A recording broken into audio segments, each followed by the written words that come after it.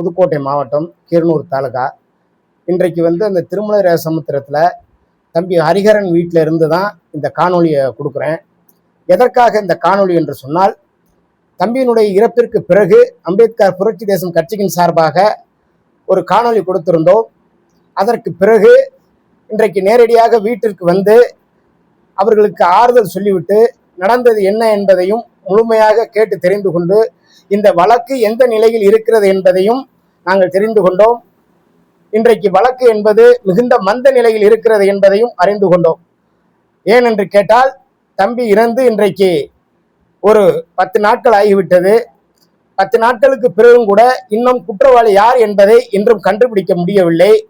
வழக்கு என்பது அட்ராசிட்டி வழக்கு போடப்பட்டதாக சொல்லப்படுகிறது.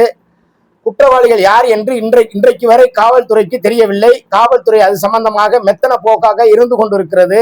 ஆனால் இன்றைக்கு தம்பியினுடைய அம்மா அவர்கள் சொல்லுகிறார்கள், என்னுடைய மகன் சூசைட் செய்து கொள்ளவில்லை, அவன் தற்கொலை செய்து கொள்ளவில்லை, அவனை அடித்து கொலை செய்யப்பட்டிருக்கிறான், சித்திரவதைக்கு ஆளாக்கப்பட்டிருக்கிறான், அவனுடைய மர்ம உறுப்பு என்பது சிதைக்கப்பட்டிருக்கிறது. அவன்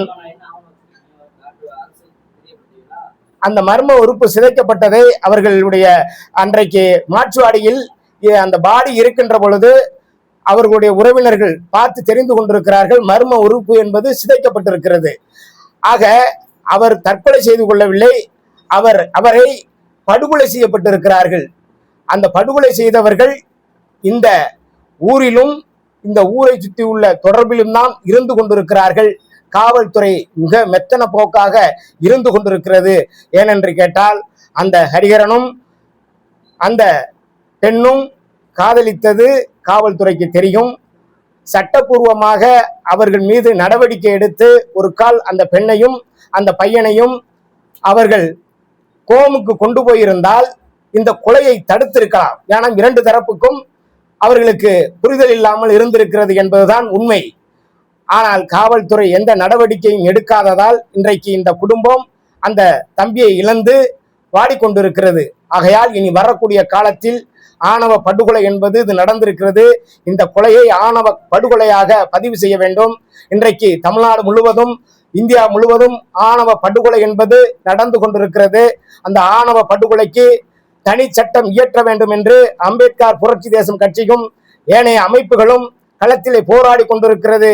ஆனால் அரசு என்பது மெத்தன போக்காக இருப்பதால் இந்த ஆணவ படுகொலை என்பது இன்றைக்கு தொடர்ச்சியாக நடந்து கொண்டிருக்கிறது. தடுத்து நிறுத்த வேண்டும் என்று சொன்னால் உடனடியாக சட்டமன்றத்திலே இதற்கு தனி சிறப்பு தீர்மானம் கொண்டு வந்து ஆவண படுகொலைக்கு சிறப்பு தீர்மானம் கொண்டு வந்து சட்டம் இயற்ற வேண்டும் என்பதை இந்த கொலையின் வாயிலாக திருமலை ராயபுரத்திலிருந்து அம்பேத்கர் புரட்சி தேசம் கட்சி தமிழ்நாடு அரசுக்கு ஒரு வேண்டுகோளாக வைக்கிறது. இதை ஏற்றுக்கொண்டு உடனடியாக சட்டம் இயற்ற வேண்டும். இந்த குடும்பத்திற்கு உடனடியாக பாதுகாப்பு கொடுக்க வேண்டும். எதிரிகளால் தொடர்ந்து அச்சுறுத்தல் என்பது நடந்து கொண்டிருக்கிறது. எந்த நேரத்திலும் அவர்கள் குடும்பத்தில் மீண்டும் கூட யாரும் கொலை செய்யப்படலாம். ஆகையால் உடனடியாக பாதுகாப்பு கொடுக்க வேண்டும் என்பதை இந்த நேரத்தில் தெரிவித்துக் கொள்கிறேன். உடனடியாக குற்றவாளிகளை கண்டுபிடிக்க வேண்டும். நன்றி, வணக்கம்.